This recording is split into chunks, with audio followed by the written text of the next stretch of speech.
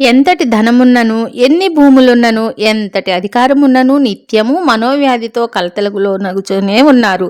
కారణమేమిటి? హృదయములో మంచి అనడే విత్తనం మొలకెత్తకపోవడమే. హృదయంలో నీరు ఉంది, ఎరువు ఉంది, కానీ మొక్క మొలకెత్తుటకు కావలసిన జ్ఞానం అనేదే లేకుండా ఉంది. ప్రదేశము చీకటిగా ఉన్న మొక్క మొలకెత్తదు కదా, అలానే హృదయంలో అజ్ఞానమనడి చీకటి ఉన్నంత వరకు జ్ఞానమనే కాంతి అందక మంచి అనే మొక్క మొలకెత్తక నిత్యము అశాంతికి గురి అగుచున్నాము.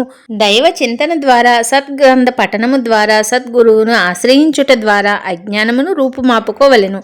మంచి చేయవలననే తలంపుతో రోజును ప్రారంభించుట అలవాటు చేసుకోవాలి. అప్పుడు హృదయమంతటా పరమశాంతితో నిండిపోతుంది.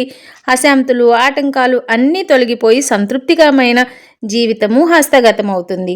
ఇక ఈరోజు తిరుప్పావై 22వ పాసురము గురించి మన అర్చకుల స్వామివారు ఏమని వివరణ ఇస్తున్నారు, అందరము శ్రద్ధగా శ్రవణము చేద్దాము. జై శ్రీరామ్.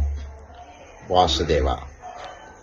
ప్రియ భగవద్బంధువులారా, మన ఆండాల తల్లి ప్రసాదించిన ధనుర్మాస వ్రతంలో ఈరోజు 22వ రోజు. ఈరోజు పాసురంలో మన ఆండాల తల్లి నీలాదేవి కలిసి శ్రీకృష్ణునికి విన్నపాలు వినిపించుకోవటం ఈ యొక్క పాసురం సారాంశము.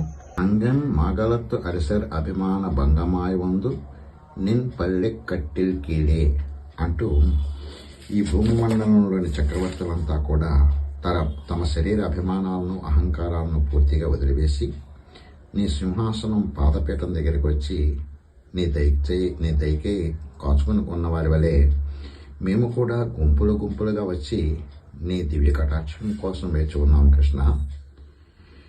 చిరుమువ్వల సవ్వడి వంటి నోరులాగా, అరవిరిసిన ఎర్రని తామర పువ్వులులాగా వాత్సల్యంతో నిండిన నీ కన్నుని మెల్లమెల్లగా తెరిచి నీ చల్లని చూపులు మాపై ప్రసరింపచేయు స్వామి ఓ కృష్ణయ్య. సూర్యచంద్రులిద్దరూ కూడా ఒకేసారి ఉదయించినట్లుగా మనోహరమైన నీ 2 కన్నులతో మమ్మల్ని దయతో కటాక్షించినచో మా పాపాలన్నీ కూడా భస్మమైపోతాయి స్వామి. అప్పుడే కదా మా వ్రతం సఫలమవుతుంది.